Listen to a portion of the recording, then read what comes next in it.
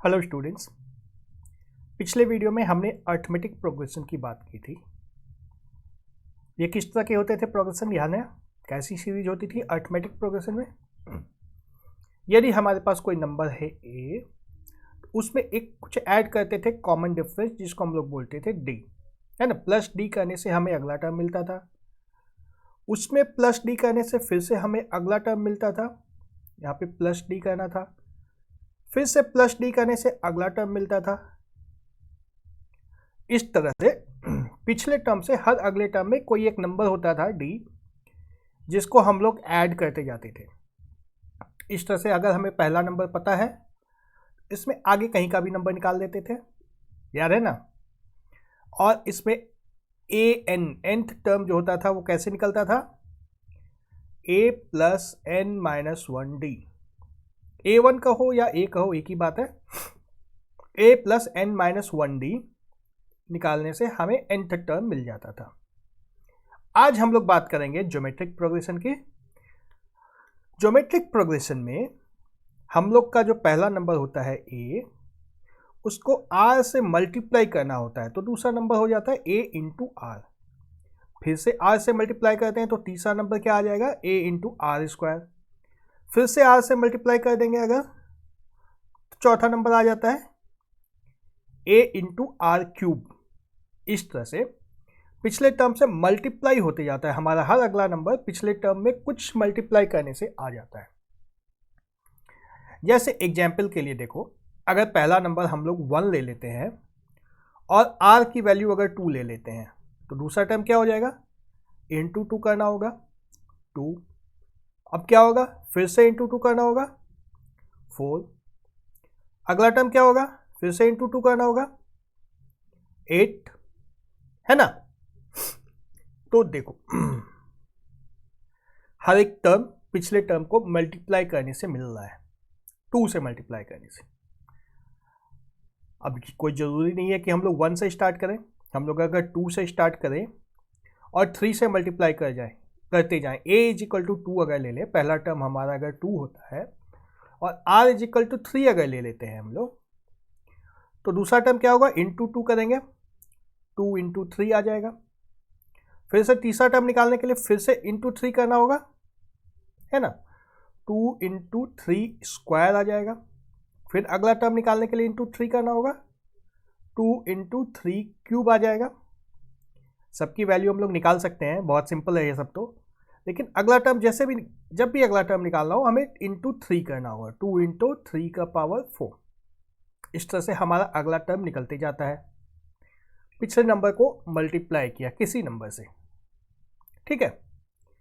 कोई ज़रूरी नहीं है कि हम लोग एक से बड़ा नंबर से ही मल्टीप्लाई करें, 1/3 से भी मल्टीप्लाई कर सकते हैं। ए की वैल्यू को अगर मान लो 3 लिया और आर की वैल्यू को 1/3 लिया, कहीं हमने नहीं कहा था कि ये जो मल्टीप्लाई करना है ये 1 से बड़ा होना चाहिए ये नंबर, कोई ज़रूरी नहीं है, 1 से छोटा भी हो सकता है। तो उस हालत में पहला नंबर तो हमारा 3 हो गया। दूसरा नंबर निकालने के लिए इसको 1/3 से मल्टीप्लाई करना होगा, 3 इंटू 1/3, ठीक है। मैं अभी आंसर नहीं लिखूंगा इसको मल्टीप्लाई करके। फिर अगला नंबर निकालने के लिए फिर से 1/3 से मल्टीप्लाई करना है, 3 इंटू 1/3 का स्क्वायर, है ना। अगला नंबर निकालने के लिए फिर से इंटू 3, 3 इंटू 1/3 का क्यूब। इसी तरह से चलता जाएगा, 3 इंटू 1/3 का पावर 4। ऐसे कितने भी नंबर निकाल दो। यह आर जो है 1 से बड़ा हो सकता है, 1 से छोटा हो सकता है। 1 भी हो सकता है, पर 1 होने से कोई मतलब निकलेगा नहीं, कुछ मज़ा नहीं आएगा, नंबर वहीं का वहीं रह जाएगा। 3 3 3 3 3 3 रिपीट होते जाएगी सीरीज में। टेक्निकली बोले, फॉर्मूला पे बोले तो सेट हो रहा है, 1 से मल्टीप्लाई कर रहे हैं हम लोग हर बार, लेकिन कोई सेंस नहीं निकल रहा है उससे, ठीक है ना। तो ये नंबर जो है ये हमारा पहला नंबर है A1, ये दूसरा नंबर है A2, ये तीसरा नंबर है A3, ये चौथा नंबर है A4, यह पांचवा नंबर है A5। उसी तरह से देखें इसको तो यह A1 है पिछली सीरीज में, ये A2 है, ये A3 है, ये A4 है, यह A5 है। तो ये सब देख के पता चल रहा है जनरल टर्म AN क्या होगा? ए एन जो जनरल टर्म होता है अर्थमेटिक प्रोग्रेशन का, वह क्या होगा, a इंटू आर का पावर n-1 होगा ना। देखो A3 है तो 3 का पावर 3-1 2, A4 है तो 3 का पावर 4-1 3, A5 है तो 5-1 4 है पावर में। इसमें भी देखो वही चीज़ है, 5 है तो 5-1 4, 4 है तो 4-1 3, यहाँ 3 है तो यहाँ 3-1 2, एक कम होता है। ठीक वैसे ही जैसा हमारा अर्थमेटिक प्रोग्रेशन में था, n-1 को मल्टीप्लाई करते हैं, d को n-1 टाइम्स ऐड कर रहे थे यहाँ पे, है ना। उसी तरह से अगर gp हो an तो क्या हो रहा है, a1 इंटू आर का पावर n-1, r को n-1 टाइम्स मल्टीप्लाई कर देते हैं इसमें। सिंपल है, कोई खास बात नहीं है। तब बोलोगे कि सर इसमें क्या सिखा रहे हो नहीं, सीखने की बात है।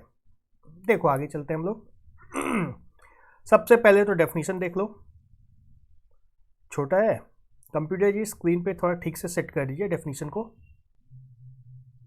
अब ठीक है, ज्योमेट्रिक प्रोग्रेशन, इसकी डेफिनेशन है, सीक्वेंस ऑफ नंबर्स और terms is said to be in geometric progression if the ratio of its two consecutive numbers or terms is constant। मतलब जो हमारा एग्जाम्पल था, इसमें कोई भी दो नंबर ले लो साथ में आने वाले, इन दोनों का रेशियो निकालना है। जैसे इन दोनों का रेशियो निकालना है तो क्या आएगा, a into R square divide by a into R is equal to R. इन दोनों का रेशियो निकालना हो तो a into R cube divide by a into R square is equal to R. हर बार सेम आएगा। अब हमने सेम नंबर से मल्टीप्लाई किया है तो डिवाइड करने से सेम ही आएगा। यही कर रहा है यहाँ पे। रेशियो कांस्टेंट होना चाहिए। टू कॉन्जिक्यूटिव नंबर, साथ में आने वाले टर्म, अगल बगल में आने वाले दो नंबर अगर हैं, उन दोनों को अगर डिवाइड करते हैं तो एक कॉमन नंबर आता है जिसको हम लोग रेशियो भी बोलते हैं। दो नंबर को डिवाइड करने से जो नंबर आता है उसको रेशियो बोलते हैं। तो यह रेशियो कांस्टेंट होना चाहिए। यहाँ पे सिर्फ कांस्टेंट है, 1 से बड़ा, 1 से छोटा, 1 के बराबर, ऐसी कोई कंडीशन नहीं है। सिर्फ उसको एक कांस्टेंट होना चाहिए, वो फिक्स होना चाहिए। ठीक है ना, एक्स्ट्रा दिमाग लगाने की जरूरत नहीं है, सिंपल है। फिक्स आ गया, common ratio. This constant ratio is called the common ratio. हर दो टर्म का रेशियो यही है, इसलिए कॉमन रेशियो है। ठीक है, इसी को हम लोग कहते हैं ज्योमेट्रिक प्रोग्रेशन। एग्जाम्पल्स हम लोग बहुत सारे देख चुके हैं। देखो इसके क्वेश्चन किस तरह के बनते हैं। तो so that 4, 12, 36, 108, 324 is in AP या GP, सॉरी GP। कैसे बताते हैं हम लोग, नंबर्स GP में हैं, दो नंबर को डिवाइड करना है। जैसे इन दोनों को अगर लिया तो क्या होगा, 12 divide by 4 is equal to 3। बाद वाले दो को लिया तो क्या होगा, 36 divide by 12 is equal to 3। उसके बाद वाले दोनों को लेके देखो, 108 divide by 36 is equal to 3। इन दोनों को लेके देखो, 324 divide by 108 is equal to 3। मतलब कॉमन रेशियो आ रहा है। यही हम लोग बात कर रहे थे, कॉमन रेशियो होना चाहिए। अगर एक रेशियो मिल जाता है जो कि फिक्स है, कहीं चेंज नहीं होता है, देखो यहाँ भी 3, यहाँ भी 3, यहाँ भी 3, यहाँ भी 3, आगे वाले भी वहीं आएंगे, तो इसको हम लोग बोलते हैं ज्योमेट्रिक प्रोग्रेशन। इस तरह की सीरीज को बोलते हैं ज्योमेट्रिक प्रोग्रेशन। और ये जो रेशियो आता है इसको बोलते हैं common ratio. Find the common ratio, निकल गया है 3। Right the next term. Next term कैसे निकलेगा, 324 को 3 से गुना कर देना है। देखो फिर से एक बार देख लो, यहाँ पे 4 को 3 से गुना किया तो 12 आया, 12 को 3 से गुना किया तो 36 आया, 36 को 3 से गुना किया तो 108 आया, 108 को 3 से गुना किया 324 आया, 324 को 3 से गुना करेंगे क्या आएगा, 324 गुना 3 इज इक्वल टू 972। यही हो जाएगा हमारा नेक्स्ट टर्म। बड़ा ही सिंपल क्वेश्चन है, सिंपल ही होते हैं प्रोग्रेशन के questions. So that the following series is in GP, find its common ratio and the next term. क्या करना होगा इसमें, दो नंबर्स को फिर से डिवाइड करके चेक करना है, इन दोनों को डिवाइड करके चेक करना है। अब ये साफ साफ दिख रहा है, इंटू 4 करने से आता है 12288 divide by 372 is equal to 4 आ रहा है। फिर देखो इन अगले दो नंबर्स को देखो, इन दोनों को 372 डिवाइड बाई 768 3072 है, सॉरी 3072 को 768 से डिवाइड किया तो 4 आएगा, आ जाएगा, बिल्कुल आएगा। 8 चौक 32, 24 327, 28 तो 30 आ रहा है। अगले दो नंबर को भी चेक कर सकते हैं। 768 को अगर 192 से डिवाइड किया तो फिर से 4 आ जाएगा। 4 2 जा 8, 9 4 जा 36, 4 और प्लस 3 7। और 192 को भी अगर 48 से डिवाइड किया तो 4 आएगा। हर जगह 4 आ रहा है। तो अगला नंबर निकालने के लिए 48 divide by 4 is equal to 12। Simple, very simple question. Progressions ऐसे ही सिंपल होते हैं। इसमें अब कोई भी टर्म निकल जाएगा, है ना। अच्छा, क्या गलत किया यहाँ पे? कुछ गलत हो रहा है यहाँ पे। जो कुछ भी हुआ है इन सब में ना, कुछ तो गलत हो रहा है, दिख रहा है। गलत यह हो रहा है कि हमें बाद वाले नंबर से पहले वाले नंबर को डिवाइड करना था। ये सब कुछ नहीं होगा, ये उल्टा होना था। आंसर तो यही आएगा, लेकिन हमें 3072 को डिवाइड करना था 12288 से, जो कि 1/4 आ जाएगा। फिर हमें 768, ये बाद वाला जो नंबर है, बाद वाले को पहले वाले से डिवाइड करना था। 3072 से डिवाइड करना था तो 1/4 आएगा। इन दोनों को जब लेंगे हम लोग, ये लास्ट दो नंबर्स को, तो हमें 192 बाद वाले नंबर को पहले वाले नंबर से डिवाइड करना था, 1/4 आएगा। और लास्ट में इसमें भी आएगा 48 divide by 192 is equal to 1/4। और ये 48 इंटू 1/4 करना था, जो कि 12 आ जाएगा। ठीक है ना। देखो हमारा आंसर इसीलिए सही आ गया, हमने डिवाइड बाई 4 किया, इंटू 1/4 करते तो बात तो वहीं आती ना। हमने किया एक्चुअली डिवाइड ही था, 1/4 से ही मल्टीप्लाई किया था। क्लियर है। नेक्स्ट क्वेश्चन देखते हैं। Right the sixth term of the GP 318, 108, 648। इसका क्या है कॉमन डिफरेंस, कॉमन रेशियो? 318, 108, 648। मतलब यहाँ पे इंटू 3 हो, इंटू 6 हो रहा है, 6 3 18, फिर से इंटू 6 हो रहा है, 18 6 108, फिर से इंटू 6 हो रहा है, 108 इंटू 6 648। मतलब हमें छठा टर्म निकालना है, A6 निकालना है। क्या होगा? A6 is equal to A1 into R का पावर 5। यही देखा था ना हमने।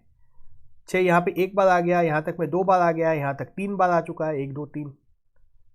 इसके बाद 5वां टर्म आएगा 4 बार, इसके बाद छठा टर्म आएगा और 5 बार आ जाएगा, है ना। यहाँ पे 1 इंटू 6 करेंगे, 1 इंटू 6 करेंगे, तब हमारा 1 2 3 4 5 छठा टर्म आएगा। मतलब 1 2 3 4 5 6 बार, 5 बार 6 आ गए। क्या हो जाएगा? 3 इंटू 6 का पावर 5। तब देखो यहाँ तक तो हमारा मल्टीप्लाई किया हुआ ही है, 648 है ना। 648 को 36 से मल्टीप्लाई करना है। कर लो मल्टीप्लाई, कितना आएगा? हमारा आंसर आ जाता है 23328। ठीक है। अगला क्वेश्चन ये है, find a place where 83908 occurs। कहाँ पे आएगा? ये होना चाहिए a इंटू आर की पावर n के बराबर, n-1 सॉरी, है ना। a की वैल्यू 3 है, r की वैल्यू 6 है। मतलब r की power n-1 is equal to 83908 divide by 3। कितना हो जाता है ये?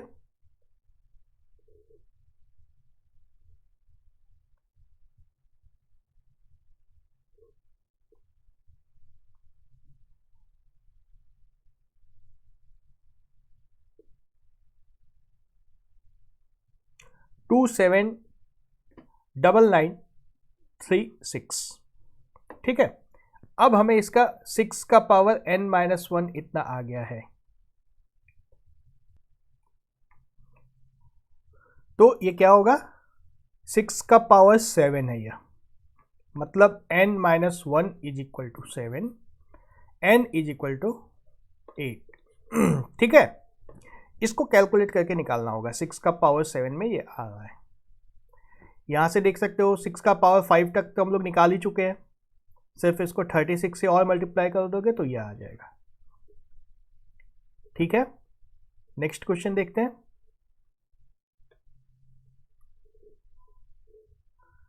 ज्योमेट्रिक मीन, अच्छा क्वेश्चन नहीं है, अब ज्योमेट्रिक मीन एक नया कॉन्सेप्ट है, आसान है ये अभी। जैसे हमने अर्थमेटिक मीन पढ़ा था, अर्थमेटिक मीन का मतलब क्या था? अगर दो नंबर ए और बी हमें दिए हुए हैं तो इन दोनों के बीच में हम लोग अर्थमेटिक मीन को अगर लगा देंगे तो ए अर्थमेटिक मीन और बी ये तीनों एपी में हो जाते थे। उसी तरह से ए और बी के बीच में अगर हम लोग ज्योमेट्रिक मीन को घुसा देंगे तो ये तीनों किस में होंगे? जीपी में होंगे। बस इतनी सी बात है। तो ज्योमेट्रिक मीन और ए, ज्योमेट्रिक मीन और बी, ये तीनों अगर ज्योमेट्रिक रेशियो में है या ज्योमेट्रिक प्रोग्रेशन में है तो इसका मतलब क्या है? ज्योमेट्रिक मीन डिवाइड बाय ए, है ना, इन दोनों का जो रेशियो होगा वही इन दोनों का रेशियो होगा, किसके बराबर होगा? B divide by geometric mean. इसका मतलब क्या है? ज्योमेट्रिक मीन का square is equal to A into B. ठीक है, ज्योमेट्रिक मीन इन दो नंबर्स का ज्योमेट्रिक मीन वही होता है जिसको अगर बीच में डाल दें तो तीनों नंबर मिलकर एक ज्योमेट्रिक सीरीज बना देते हैं। तो बस यहां से निकल गया हमारा ज्योमेट्रिक मीन। ज्योमेट्रिक मीन का स्क्वायर जो होता है दोनों नंबर का प्रोडक्ट होता है, यही लिखा है डेफिनेशन में, देखो, square root of product of two quantities is equal to the geometric mean. Product का अगर स्क्वायर रूट ले लेंगे तो हमारा ये स्क्वायर खत्म हो जाएगा, है ना, ये स्क्वायर खत्म हो जाएगा और यहाँ पे स्क्वायर रूट आ जाएगा। यही लिखा है, square root of product of two quantities A and B is the geometric mean.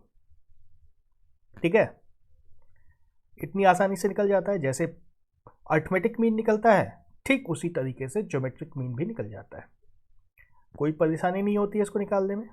एक दो क्वेश्चन देखते हैं ज्योमेट्रिक मीन के। For the following pairs find the geometric mean and the common ratio, write the GP. Computer जी numbers तो बताइए। हाँ, ये क्वेश्चन, ये नंबर्स हैं हमारे पास। पहला नंबर क्या है? 5,125।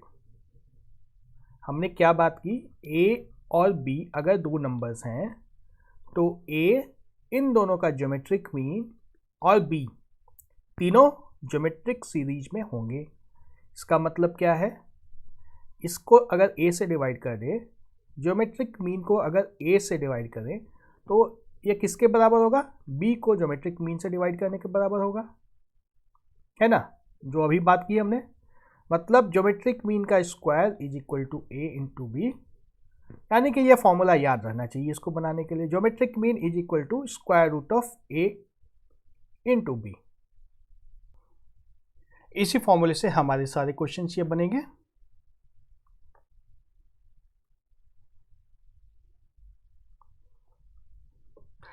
यदि ए 5 है और बी 125 है, इसका मतलब क्या है?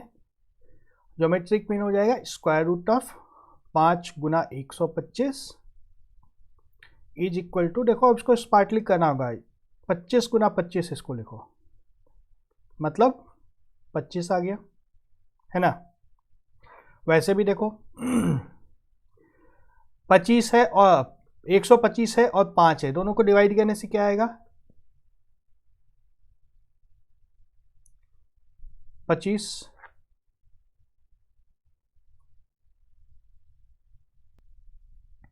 और ये इत्तेफाक से 25 सही आंसर आ गया है, ऐसे नहीं लाना है। स्क्वायर रूट करने से जो 25 आया, ये दोनों को डिवाइड करने से जो 25 आया, ये क्या होगा? देखो पहला नंबर हमारा a होता है, दूसरा नंबर a इंटू आर होना था, और तीसरा number a into R square होना था, है ना। यह हमारा a है, यह हमारा b है। तो हमने अगर a को b को अगर a से डिवाइड कर दिया, किया है a into R square divide by a किया है, मतलब ये आर स्क्वायर आएगा। आर स्क्वायर हमारा आंसर नहीं है, इस पर गलती से आ जा रहा है, दोनों सेम आ रहा है, लेकिन आर स्क्वायर हमें नहीं निकालने दिया गया है, हमें कुछ और निकालने दिया गया है। हमें निकालना है आर, और आर को निकालने के बाद a इंटू आर निकालना है। बात समझ में आ रही है? अगर a हमारा इत्तेफाक से जो है ना a is equal to R हो जा रहा है इस केस में, इसलिए सही आंसर आ गया, है ना। हमें डिवाइड करके जो 25 निकला है इसका स्क्वायर रूट लेना है, वह कॉमन रेशियो होगा। कॉमन रेशियो जब निकलेगा तब हमें लिखना है ना आंसर को। दूसरे क्वेश्चन को देखो, अब दिख रहा है इसका आंसर 3 गुना 3 9 होगा, और 9 गुना 3 27 होगा, हो जाएगा। फॉर्मूले से निकालना हो तो फिर से वही, geometric mean is equal to square root of 3 into 27, मतलब इसका क्या लिख सकते हैं, square root of 3 into 3 into 3 into 3, 4 बार 3 आ गया, मतलब आंसर हो गया 3 गुना 3 बराबर 9। 3 गुना 3 9, 9 गुना 3 27। ठीक उसी तरह से इसको देखो क्या होगा इस बार, दिख रहा है 4 होगा, 8 को 2 से डिवाइड किए तो 4, 2 को फिर 2, 4 को फिर 2 से डिवाइड किए तो 2। फॉर्मूले पे लगाओगे तो भी वही आएगा, 8 गुना 2 का स्क्वायर रूट निकालना है जो कि 4 होगा। और चौथे क्वेश्चन को देखो, बड़ा इंटरेस्टिंग है ये, इस दोनों नंबर्स का और इन दोनों नंबर का ज्योमेट्रिक मीन सेम आएगा, लेकिन कॉमन रेशियो अलग अलग है ना। तो इसको मिटा देता हूं मैं। क्वेश्चन 3, ज्योमेट्रिक मीन तो आ गया square root of 8 into 2 is equal to 4, लेकिन कॉमन रेशियो आर क्या होगा यहाँ पे आर 1/2 होगा, क्योंकि 8 को 2 से गुना करना पड़ रहा है, सॉरी 8 को 1/2 से गुना करना है, और फिर उस 4 को 1/2 से गुना करना है। लेकिन अगर वहीं चौथे क्वेश्चन की बात करें तो ज्योमेट्रिक मीन तो हमारा वही होगा 4, लेकिन कॉमन रेशियो जो है ये 2 होगा। क्यों होगा, समझ में आ रहा है? अगर नहीं समझ में आता है तो लिख दो सीरीज, क्या होगी, 8 4 और 2, ये सीरीज बनेगी। कॉमन रेशियो के लिए कर दो 4/8 इज इक्वल टू 1/2, और इस क्वेश्चन में जब करेंगे तो हमारी सीरीज होगी 2 4 और 8, कॉमन रेशियो क्या होगा, 4/2 इज इक्वल टू 2। ठीक है ना, यह होता है हमारा ज्योमेट्रिक मीन। अगर 2 से ज्यादा नंबर हो तो find the geometric mean of the following.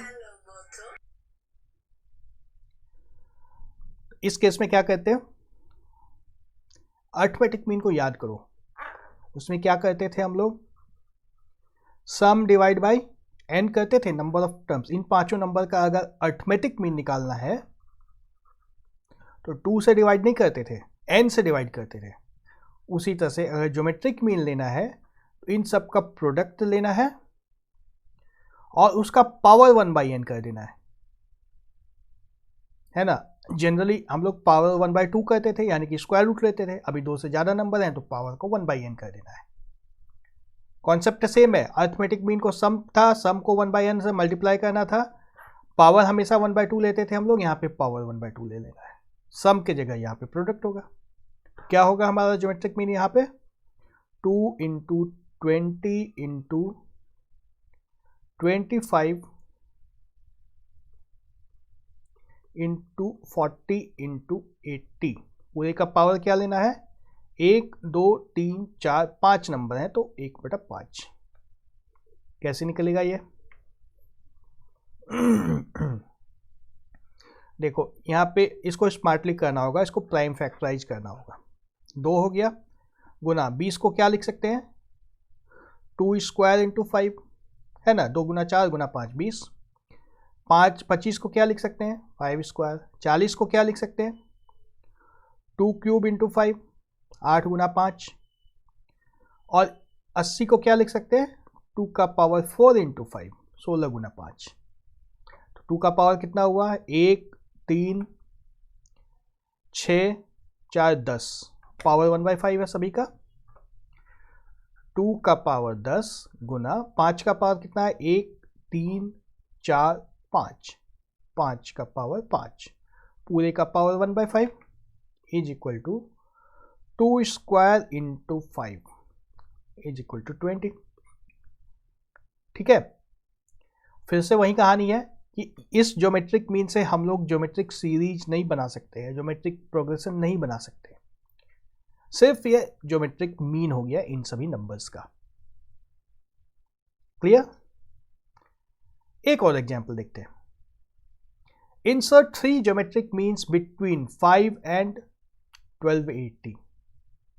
फिर से याद करो, अर्थमेटिक प्रोग्रेशन में अर्थमेटिक मीन डालते थे जब हम लोग 5 और 1280 के बीच में 3 अर्थमेटिक मीन डालते थे, क्या होता था AM1 AM2 और AM3, ये सभी पांचों नंबर मिलके अर्थमेटिक प्रोग्रेशन बन जाते थे। अभी हम लोग GM1 GM2 GM3 डालेंगे, 3 ज्योमेट्रिक मीन डालेंगे और पांचों नंबर ज्योमेट्रिक सीरीज में हो जाएंगे। यही होगा ना, 5 geometric mean 1, geometric mean 2, geometric mean 3 और 1280। तो देखो इसमें थोड़ा कैलकुलेटिव क्वेश्चन है, सबसे आसान तरीका तो इसका सॉल्यूशन से चेक कर लो। क्या होगा 5 के बाद 20 गुना 4 करने से आ रहा है 20, गुना 4 80, गुना 4 320, गुना 4 1280, यही हमारा सही जवाब है। यहाँ पे देखो 20 गुना 3 60 और 60 गुना 4 240, तो ये तो रेशो इसी में सही नहीं है, ये नहीं हो सकता है। यहाँ पे 5 गुना 3 15, 15 गुना 4 60, 60 गुना 4 240, मतलब रेशियो बदल रहा है, 240 गुना 4 करेंगे तो 1280 नहीं आएगा, यह भी नहीं हो सकता है। उसी तरह से यह भी नहीं हो सकता है। हमारा आंसर तो ऑप्शन ए है, लेकिन अब हमें ऐसे नहीं सीखना भी है कैसे निकालते हैं। तो देखो 5 को हम लोग मानते हैं ए, पहला ज्योमेट्रिक मीन क्या, पहला नंबर क्या होता है a इंटू आर, दूसरा क्या होता है a इंटू आर स्क्वायर, तीसरा क्या होता है a इंटू आर क्यूब, चौथा होता है a इंटू आर का पावर 4। या नहीं तो अगर डायरेक्ट भी लिखना चाहो तो हम लोग लिख सकते हैं 1280 is equal to 5 into R का पावर 4, चाहे दोनों में से जिस भी तरीके से लिखो। इससे क्या मिला, आर का पावर 4 कितना होता है